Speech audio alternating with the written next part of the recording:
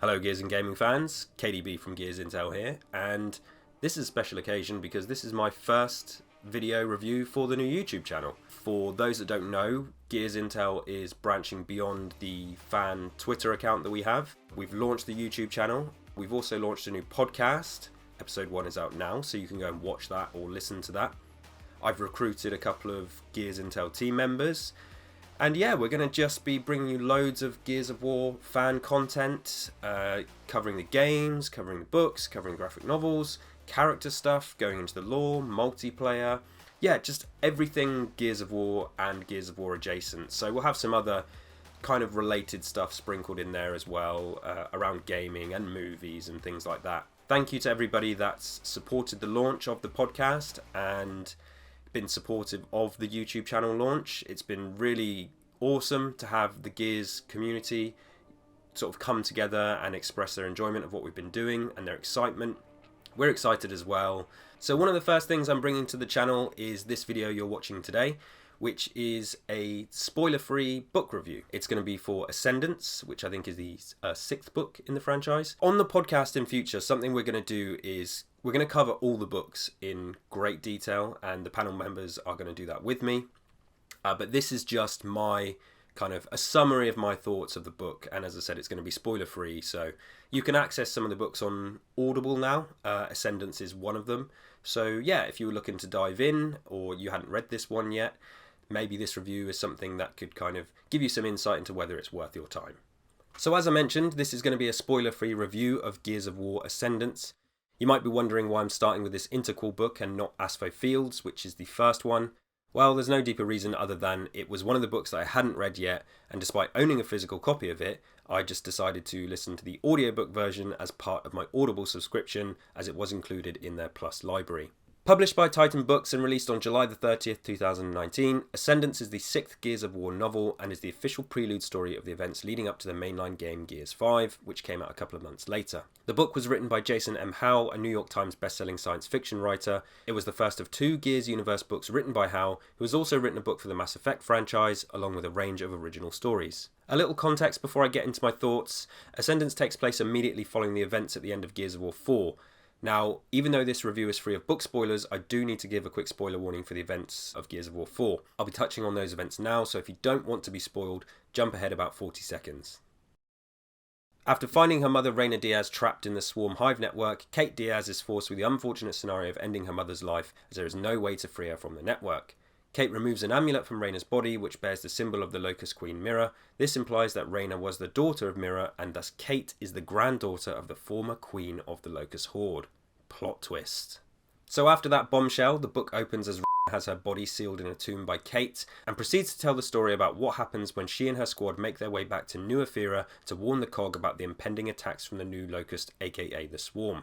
After debriefing with the COG First Minister Jin, Kate Diaz is joined by Marcus Phoenix on an unsanctioned rescue mission of 2 teenagers, while her fellow squad members JD and Del are out on a separate mission to investigate the disruption of a signal at a Locust burial site. From then on, the book jumps back and forth between the 2 excursions as they face off against the Swarm, uncover secrets, and reconnect with old friends. Although JD and Del are featured, the book is primarily a story that focuses on Kate and Marcus, with Kate functioning as the lead protagonist and much of the book diving into how she's dealing with the events surrounding the death of her. Damon Baird also plays a key role as he deals with the use of his DBs in the impending Swarm attacks. So how does the story shape up? I found myself mostly engaged for the entirety of the book. First off, I like that the opening picks up right where 4 ends, and this throws me right back into those minutes of these characters' lives. I know where I am, and I instantly feel in the world. More broadly though, the notion of being along for the ride with Kate as she deals with the trauma, while at the same time building on a relationship with Marcus, was very easy to latch onto. It's a character dynamic I'm a big fan of, as they're both so different and represent wildly different backgrounds. It feels like a road trip story in a way, and I like that Gears has taken a less obvious route with a new trilogy of games, assuming Gears 6 is on the way, and these books. What I mean by that is when Gears 4 came along, it felt like, okay, we're just going to get the journey of Marcus's son, but by the time that game ends, it's clear that's not the path we're on, and JD very much becomes a secondary focus as we move into Gears 5. The book continues this, and I personally find the issues Kate is dealing with far more interesting.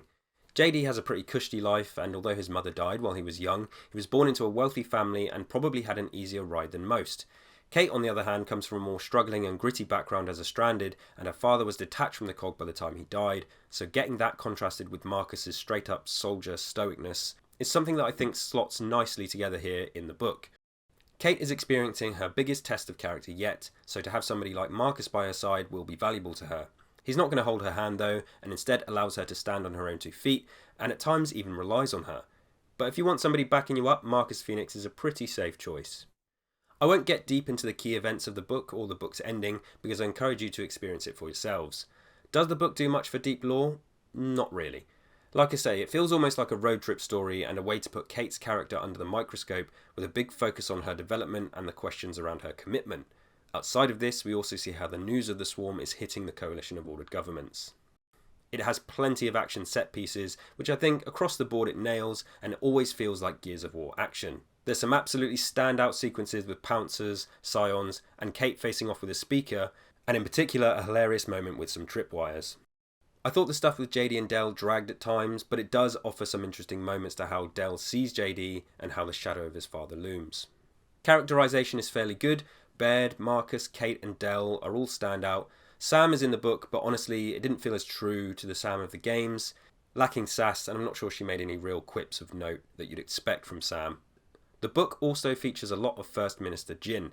She feels like Jin from the games, although I'm never fully sure if I'm supposed to like her or not here.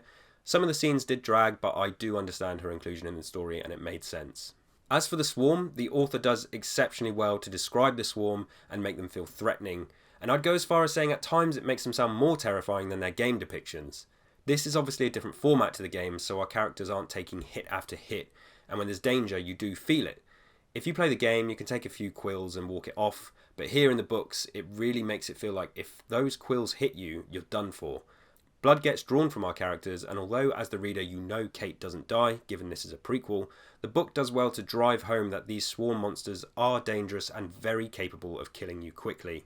It adds some threat back to them, which I think lacks sometimes in the context of a video game, and I really enjoyed that stuff. To summarise, I thought this was a really great Gears of War adventure, and brings new depth to characters like Kate, and in particular her relationship with Marcus and Oscar. The swarm are presented as incredibly dangerous, and there's a nice mix of horror and fun moments featuring them. Again, that tripwire scene, you'll know it when you read it.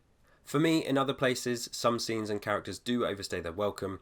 Jin has plenty to say, and I would have much preferred more time with somebody like Sam, who I think gets sidelined a little bit here. I'm fine with Jin's place in the story, and she is important to establishing how the COG are dealing with the news of the swarm, but I just think, especially in the early parts of the book, it could have got moving a bit faster by maybe shaving some time from her. The JD and Del stuff is also fine, but again, just feels far less interesting than the excursion that Kate and Marcus are on, which I would have quite happily spent more time with. All that being said, I think it's definitely worth reading or listening to on Audible. For any Gears fan that hasn't read it yet and is looking for some more time with these main characters as we await the arrival of the next game, I definitely recommend this book. I came away from it feeling like it was an excellent timeline gap filler, and filler sounds maybe kind of negative, but I use it here in a good way. I had even more respect for characters like Kate, Baird and Oscar, and it made me want to dive back into Gears 5 and experience it with the context of this book. Moving forward, we are going to rate things when we do reviews, and here it gets a Gears Intel rating of 3 Crimson Omens out of 5. This is of course just one Gears of War fan's opinion. I would love to know what you all thought of it too. This is YouTube, so use the comment section to let me know why you think I'm wrong, or if you agree with me, what your favourite part of the book was. I'm still getting used to YouTube and trying to figure out how to do it. I'm a bit of a novice when it comes to doing these videos. I'm usually doing podcasts, but talking directly to a camera is kind of weird, so I'm still getting used to that. But if you like the video, please give it a thumbs up, subscribe to the channel, all that stuff you're supposed to do on YouTube. We'll have more videos very, very soon. Episode 2 of the podcast is coming in January. Stay tuned to Gears Intel, and remember the Fallen.